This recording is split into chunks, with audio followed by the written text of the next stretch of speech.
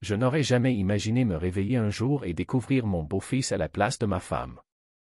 C'est seulement à cet instant que j'ai compris ce qui s'était passé la veille. Chaque geste, chaque mouvement, tout m'avait semblé être elle. Mais ça ne l'était pas. Le choc m'a saisi comme une gifle en pleine nuit, me laissant en proie au doute, à la confusion, et surtout à une peur sourde de ce qui allait suivre. Je m'appelle David. Depuis 5 ans, j'étais marié à Julia, une femme exceptionnelle, drôle, intelligente, attentionnée et belle d'une beauté naturelle qui me faisait me sentir chanceux chaque jour. Julia avait un fils, Dylan. Il avait 22 ans lorsque nous nous sommes rencontrés. Un garçon réservé, silencieux, comme beaucoup à cet âge. Il passait le plus clair de son temps enfermé dans sa chambre, dans son monde. Ça ne me dérangeait pas. Je respectais sa bulle, conscient que les familles recomposées ne se construisent pas en un claquement de doigts. Au début, notre relation était distante. J'étais simplement le type que maman avait épousé. Julia et moi avions notre vie à deux, et Dylan semblait s'en accommoder. Nous vivions dans une maison paisible, en lisière de forêt, aux abords de la ville. Une belle maison, calme, entourée d'arbres à perte de vue. Julia et Dylan étaient devenus ma famille, et j'essayais d'être un bon mari, un bon beau-père.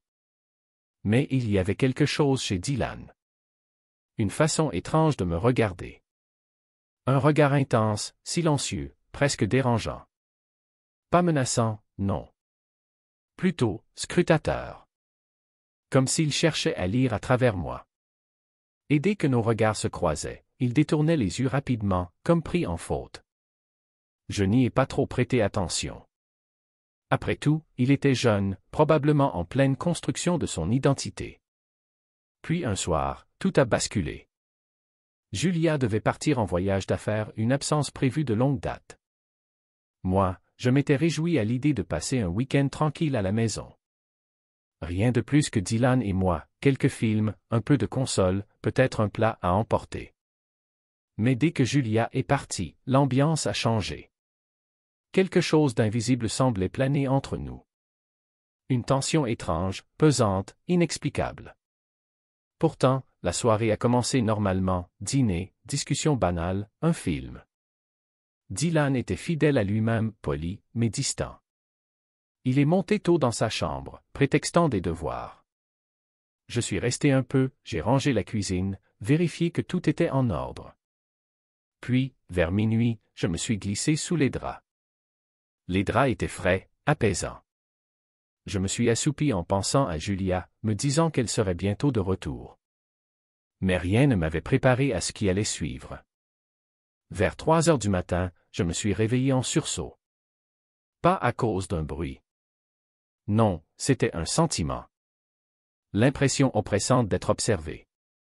La chambre était plongée dans l'obscurité, à peine éclairée par un mince filet de lune filtrant à travers les stores. Mon esprit encore embrumé par le sommeil peinait à comprendre ce qu'il se passait, mais mes sens étaient en alerte. J'ai entendu des pas, légers, lents, prudents. Quelqu'un avançait dans la pièce. Mon cœur s'est mis à battre plus vite. Julia? Mais pourquoi agirait-elle ainsi? Les pas se sont arrêtés, puis j'ai senti le lit s'enfoncer légèrement. Quelqu'un venait de s'asseoir à côté de moi. La pièce, pourtant silencieuse, me semblait oppressante. J'ai ouvert les yeux, le souffle court, mon esprit en alerte. Une main s'est posée doucement sur mon bras. J'ai figé. « Julia ?» ai-je murmuré. Aucune réponse. La main a glissé le long de mon bras, avec une lenteur étrange, presque tendre. Une tendresse qui n'avait rien à faire là. Puis, des lèvres se sont posées sur ma joue. Un baiser. Mon souffle s'est arrêté. Mon cœur cognait dans ma poitrine. Et puis, une voix. Une voix douce, presque un souffle, murmurant. David. Ce n'était pas Julia. C'était Dylan. Je me suis redressé d'un bond, l'adrénaline me brûlant la gorge. Dylan était là, assis à côté de moi, son regard noir fixé sur le mien. Sérieux. Insondable. Son visage était trop proche, trop calme. Dylan? Mais qu'est-ce que tu fais? Ai-je lancé, la voix tremblante, en essayant de repousser cette sensation de malaise. Mais il ne répondit pas. Il s'approcha davantage. Son visage n'était plus qu'à quelques centimètres du mien. Son souffle chaud effleurait ma peau. Et sans prévenir, il m'embrassa. D'abord doucement, timidement, comme s'il testait quelque chose. Une frontière. Un interdit. Je suis resté figé, incapable de réagir. Mon esprit criait de l'arrêter, de fuir, de repousser cet acte insensé, mais mon corps, comme trahi, restait là. Le baiser se fit plus profond. Je sentis une chaleur me traverser. C'était irréel. Inconcevable. Enfin, j'ai réussi à me dégager. Dylan. Ai-je crié, la panique dans la voix. Qu'est-ce que c'est que ça? Pourquoi tu? Je n'eus pas le temps de finir. Dylan s'était déjà levé. Son visage ne trahissait aucune émotion. Il quitta la pièce, sans dire un mot, me laissant là, assis, tremblant, les yeux fixés sur le vide. Je suis resté là, longuement, incapable de bouger. Essayant de comprendre. De digérer. Pourquoi? Pourquoi avait-il fait ça? Qu'est-ce que ça voulait dire? Je l'avais toujours trouvé étrange. Intense. Mais jamais je n'aurais imaginé ça.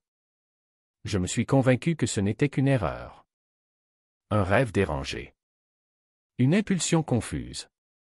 Peut-être même du somnambulisme. Mais au fond, je le savais. Dylan n'était pas du genre à faire ce genre d'erreur. Et ce n'était que le début. Je me répétais que ce n'était rien de plus que ça, qu'au réveil, je pourrais le regarder avec la même indifférence que toujours. Mais lorsque j'ai ouvert les yeux ce matin-là, mes pensées étaient encore embrumées par les étranges événements de la veille. Je n'arrivais pas à chasser l'image du visage de Dylan, si proche du mien, de ses lèvres douces et chaudes contre les miennes. Mon corps avait réagi avant même que je puisse l'arrêter, et cette réalité me rendait malade. Je me suis activé machinalement, préparé le petit déjeuner, me préparer pour le travail. Mais tout le long, mon regard revenait sans cesse vers la porte de Dylan, m'attendant presque à le voir entrer dans la cuisine, comme si de rien n'était. Mais non. Il n'est pas descendu du tout. La maison semblait étrangement vide sans lui. Je me suis dit qu'il se cachait sûrement dans sa chambre, embarrassé ou honteux de ce qui s'était passé. J'ai tenté de passer à autre chose, mais chaque fois que je fermais les yeux, je revoyais ce baiser. Mon esprit repassait en boucle la pression douce de ses lèvres contre les miennes, la chaleur de son corps si proche. Je le sentais encore. J'ai essayé de me concentrer sur mon travail, mais mes pensées revenaient toujours à Dylan. Ce baiser m'avait ébranlé d'une manière que je ne comprenais pas. Ce n'était pas juste le baiser. C'était tout ce qui l'accompagnait. Le fait qu'il soit entré dans ma chambre. Qu'il m'ait embrassé avec autant d'intimité, avec une intention claire. Ce n'était pas une erreur. C'était délibéré. Et cette réalisation me rongeait, une sensation de malaise profond me nouait l'estomac.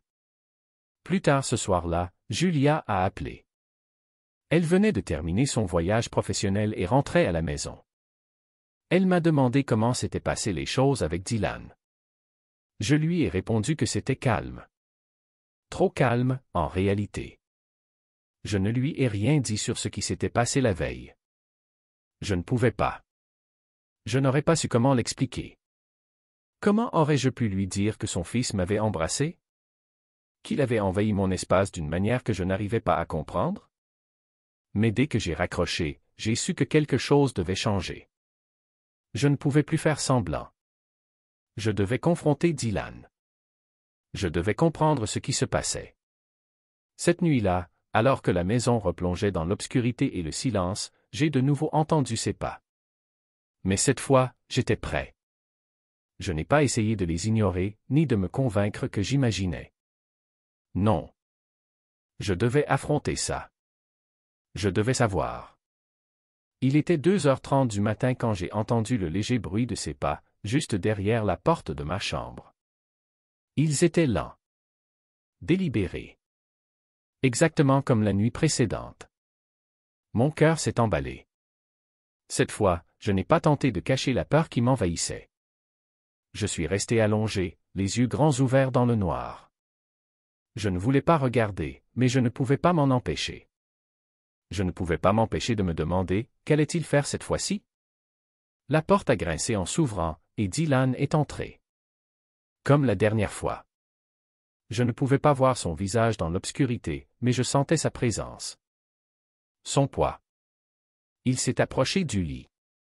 Il est resté là, silencieux, me regardant. « Dylan ?» ai-je murmuré, la voix légèrement tremblante. « Qu'est-ce que c'est? Pourquoi tu viens ici? » Il n'a pas répondu tout de suite. À la place, il a tendu la main et a écarté une mèche de cheveux de mon front. Ce geste, si doux, m'a coupé le souffle. Ses doigts sont restés là un instant, frôlant ma peau, comme s'il voulait prolonger le contact. « David. » Sa voix n'était qu'un souffle, grave, presque apaisant. « J'ai besoin que tu comprennes. » « Comprendre quoi? » ai-je demandé, ma voix à peine audible. « Qu'est-ce que tu veux de moi? » Il ne répondit pas tout de suite. Il monta sur le lit, s'assit à côté de moi, si proche que je sentais la chaleur de son corps. Je voulais me reculer, le repousser. Mais quelque chose en moi, quelque chose de primitif, me paralysait.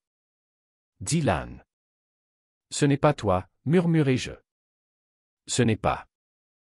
Ce n'est pas normal. » Il esquissa un faible sourire et répondit enfin. « Ce n'est pas une question de normalité. C'est une question de désir. » Je déglutis difficilement, mon cœur battant à tout rompre. « Qu'est-ce que tu veux, Dylan? » Il ne répondit pas tout de suite. Il se pencha lentement, tout près de mon oreille. Son souffle chaud me fit frissonner. « Je veux toi, David. Je veux te faire ressentir ce que moi je ressens. » Ces mots me glacèrent le sang, et pourtant. Je ne pus m'empêcher de réagir. La chaleur de son corps, sa proximité. Tout cela accélérait mon rythme cardiaque, même si chaque fibre de mon être hurlait de fuir. Mais je ne pouvais pas. Je n'y arrivais pas. Et puis, sans prévenir, il m'embrassa à nouveau. Cette fois, ce n'était ni doux, ni hésitant. C'était pressant. Exigeant. Ses lèvres se pressèrent contre les miennes avec force. Son corps s'approcha, jusqu'à ce que je sente sa poitrine contre la mienne. Pendant un instant, je restai paralysé. Mon esprit, submergé par la confusion, le désir, la peur. Je ne savais pas quoi faire.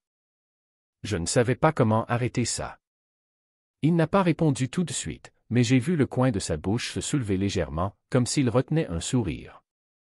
C'était comme s'il tirait une certaine satisfaction du malaise qu'il avait créé, m'observant alors que je luttais pour comprendre ce que je ressentais vraiment. « Ce n'est pas une question de compréhension, David, » dit-il d'une voix basse et calme. « C'est une question de ressenti. » Je secouai la tête, le cœur battant à tout rompre dans ma poitrine. « C'est insensé, tu es mon beau-fils, ce n'est pas normal. » Son regard ne vacilla pas. Il se rapprocha de nouveau, posant une main légère sur mon bras. Son souffle effleurait ma peau. Le contact était doux, presque tendre, mais chargé d'un poids étrange, comme s'il cherchait à provoquer une réaction. « Je sais ce que tu ressens, » murmura-t-il, comme s'il s'adressait à quelqu'un de perdu.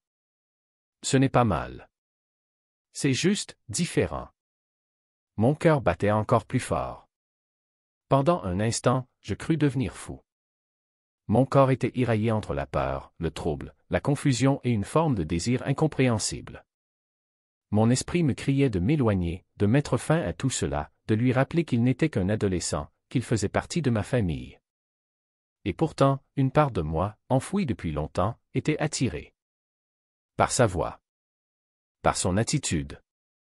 Par cette manière qu'il avait de bousculer mon équilibre. « Non, » dis-je enfin, la voix plus ferme. « C'est une mauvaise idée, Dylan. Il faut que tu partes. » Mais il ne bougea pas. Il se pencha encore, glissa quelques mots près de mon oreille. Sa voix était si basse qu'elle semblait n'être qu'un souffle. Et ce frisson parcourut mon dos. « Je ne pense pas que tu veuilles vraiment que je parte, » dit-il calmement. Je pense que tu as juste peur de ce que tu veux vraiment. Je tressaillis. Ces mots me transpercèrent. Il avait touché une vérité inconfortable. Oui, il y avait une peur. Mais ce n'était pas lui que je craignais. C'était ce qu'il éveillait en moi. Quelque chose d'enfoui. D'inavoué. Dylan, s'il te plaît, soufflai-je, ma voix brisée. Enfin, je trouvai la force de le repousser. Ce n'est pas ce que tu crois. Ce n'est pas ce que tu veux. Il recula, mais ses yeux restèrent ancrés dans les miens. Un regard profond, troublant. Comme s'il essayait de lire en moi. Ne te mens pas à toi-même, David, dit-il d'une voix étrangement posée. Je sais ce que tu ressens. Tu ne peux plus le cacher. Je voulais crier. Dire qu'il avait tort. Que je ne voulais rien de tout cela. Mais la vérité, c'est que j'étais déchiré. Un orage d'émotions tourbillonnait en moi. J'étais adulte. Je devais avoir le contrôle. Je devais pouvoir poser des limites claires. Mais je n'y arrivais pas. Dylan se leva du lit et fit un pas en arrière, toujours sans me quitter des yeux. Son visage ne laissait transparaître aucune émotion. Comme s'il avait attendu patiemment que je cède. Tu ne peux plus l'arrêter, David, dit-il avec une étrange douceur. Et moi non plus. Mon cœur battait si fort que j'avais du mal à respirer. C'était devenu réel. Ce n'était pas une simple erreur, pas un moment de faiblesse isolé. Il ne comptait pas s'en aller. Et moi non plus. Au fond, quelque chose en moi avait déjà franchi une limite. Il quitta la pièce sans un mot de plus, me laissant seul dans le noir, l'esprit en plein chaos entre peur, désir et incompréhension. Mon cœur battait si fort que chaque pas semblait résonner dans mes tempes. Lorsqu'on arriva devant sa porte, il s'arrêta et se tourna vers moi. Son regard était sombre, indéchiffrable. Dylan. Murmurai-je, la voix tremblante. Je voulais en dire plus, lui demander pourquoi, le supplier d'arrêter, mais aucun mot ne semblait assez fort, assez juste face à ce qui était en train de se produire. Il ne dit rien. Il tendit simplement la main et posa doucement ses doigts sur mon bras, m'invitant à entrer. La pièce était plongée dans une lumière tamisée. Une simple lampe de bureau projetait des ombres mouvantes sur les murs. L'air y était différent, lourd d'anticipation, chargé d'une tension électrique qui me fit frissonner. Je restai là un instant, figé, sans savoir quoi faire.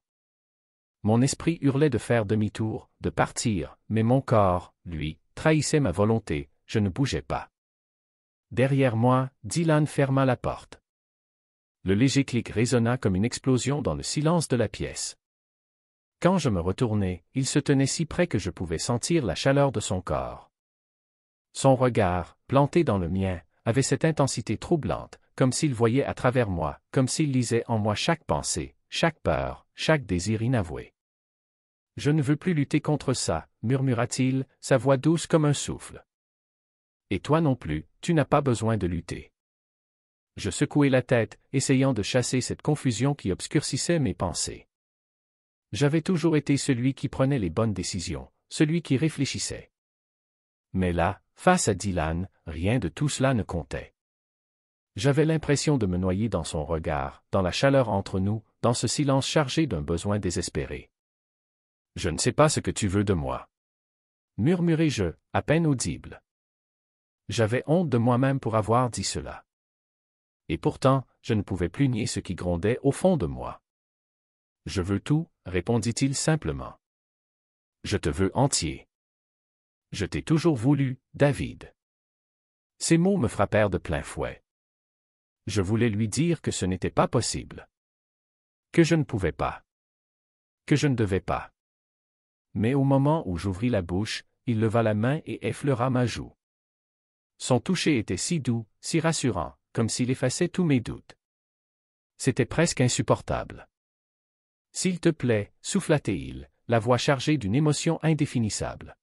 « Ne rends pas ça plus difficile. » Et avant que je ne puisse réagir, avant même que mon esprit ne puisse formuler une pensée, il m'embrassa. Ce baiser n'était pas hésitant. Il était déterminé, brûlant d'urgence. Ses mains glissèrent contre ma poitrine, m'attirant à lui comme s'il cherchait à ne faire qu'un. Je ne pouvais plus respirer. Je ne pouvais plus penser. Mon corps répondait instinctivement, bien avant que mon esprit ait le temps de comprendre ce qui se passait. Et quand je l'embrassai en retour, je réalisai à quel point j'étais déjà tombé. Je ne pouvais plus m'arrêter. Pour la première fois depuis longtemps, les poids de ma vie, mes responsabilités, mes liens, les règles qui guidaient chaque choix s'évanouirent. Il ne restait plus que Dylan. Lui, et la chaleur de son corps contre le mien. Le goût de ses lèvres. La pression de ses mains sur ma peau. C'était comme flotter. Comme si plus rien n'existait en dehors de ce moment suspendu. Je m'entendis gémir, un son qui me surprit autant que lui. Il sourit contre mes lèvres, un sourire presque malicieux qui me fit frissonner. Ses mains descendirent lentement, effleurant ma taille, et je haletai, reculant juste assez pour croiser son regard. Dylan. Soufflai-je, la voix brisée. C'est mal. On ne peut pas. Son expression se radoucit, presque apaisante. Mais dans ses yeux brillait une lueur étrange, déterminée. C'est déjà trop tard, murmura-t-il. Maintenant, tu es à moi. Je voulus protester à nouveau, mais il m'embrassa profondément, noyant mes pensées, effaçant les doutes. Ses lèvres parcouraient mon visage, mon cou, mon torse. Ses mains exploraient, s'agrippant à mes vêtements comme s'ils n'étaient que des obstacles. Et je le laissai faire. Je le laissai franchir les murs que j'avais mis des années à construire. Je le laissai m'emporter dans un monde où les repères s'effaçaient, où la lumière et l'ombre se mêlaient, où les frontières entre le bien et le mal s'estompaient, jusqu'à disparaître. Il ne restait plus que nous deux. Un besoin désespéré de sentir, de toucher, de se perdre l'un dans l'autre. Quelque part, au fond de moi, je savais que c'était une erreur. Que c'était une chose que je ne pourrais jamais expliquer. Mais à cet instant précis, rien d'autre ne comptait. Je ne pouvais plus le nier. Et surtout, je ne voulais pas. Ses mains, habiles, défaisaient les boutons de ma chemise. Chaque contact déclenchait en moi des vagues de chaleur incontrôlables. Je me sentais vulnérable, à nu. Et pourtant, cela ne faisait qu'amplifier mon envie de lui. Il sembla le sentir. Ses lèvres s'étirèrent en un sourire presque satisfait alors qu'il me faisait basculer doucement sur le lit, son corps au-dessus du mien. « Ne résiste pas, David, » chuchota-t-il. Sa voix n'était plus une supplication, mais presque un défi. Je ne répondis pas. Je n'étais même plus sûr de vouloir le faire. Un souffle tremblant m'échappa alors que ses mains descendaient plus bas. Et là, je compris, je n'étais plus juste spectateur de cette histoire. J'y participais pleinement. Et je savais qu'il n'y aurait plus de retour en arrière. La culpabilité. Chaque fibre de mon être criait que tout cela était mal, que je devais partir, retourner à ma vie d'avant. Mais quelque chose d'autre restait en moi. Quelque chose de plus sombre, de plus profond, une faim qui n'avait pas été apaisée, et qui ne le serait jamais avec une seule nuit. Je le savais maintenant. D'une certaine manière, Dylan m'avait marqué, et j'avais laissé faire. Je me levai lentement, le corps endolori par la nuit passée. Je n'osais pas regarder le lit, ni l'espace vide à côté de moi. Je ne voulais pas affronter les conséquences de ce que j'avais permis. Mais alors que je marchais vers la porte, quelque chose attira mon regard. Les yeux de Dylan. Il se tenait dans l'embrasure, me fixant. « Tu ne partiras pas, » dit-il doucement, comme s'il lisait dans mes pensées. Je m'arrêtai net. Mon souffle se coupa dans ma gorge. « Tu reviendras, » reprit-il, sûr de lui, sa voix ferme, sans la moindre hésitation. On le sait tous les deux. Et à cet instant, je compris qu'il avait raison. Je ne pouvais pas fuir. Peu importe à quel point c'était perturbant. Peu importe la peur, le rejet de moi-même. J'étais déjà allé trop loin. Il n'y avait plus d'échappatoire à ce que nous avions déclenché. Et le jeu, lui, était loin d'être terminé. Claquette leçon de vie. Parfois, dans la vie, nous sommes confrontés à des émotions que nous ne comprenons pas. Des attirances, des désirs ou des choix qui défient nos valeurs, notre morale, voire notre propre image. Ces moments-là nous obligent à regarder au plus profond de nous-mêmes. Ce n'est pas toujours ce que l'on ressent qui est mauvais, mais la manière dont on y répond. La vraie force, c'est de savoir dire non quand il le faut, de poser des limites même quand le cœur hésite. Car vivre avec soi-même, en paix, est plus précieux que céder à des pulsions passagères. Il faut parfois tomber dans l'obscurité pour comprendre où est la lumière. Ce qui compte, c'est ce qu'on choisit de faire après. Nos erreurs ne nous définissent pas. Ce sont nos décisions futures qui forgent qui nous sommes vraiment. Personne avec les mains jointes. Si cette histoire vous a touché, fait réfléchir ou éveillé quelque chose en vous, n'oubliez pas de laisser un like, de partager avec vos proches, et surtout, abonnez-vous à la chaîne. Caméra. Chaque semaine, nous publions de nouvelles histoires vraies, des récits puissants, humains, qui parlent de choix, de failles et de résilience. Votre soutien fait toute la différence. Merci de faire partie de cette aventure.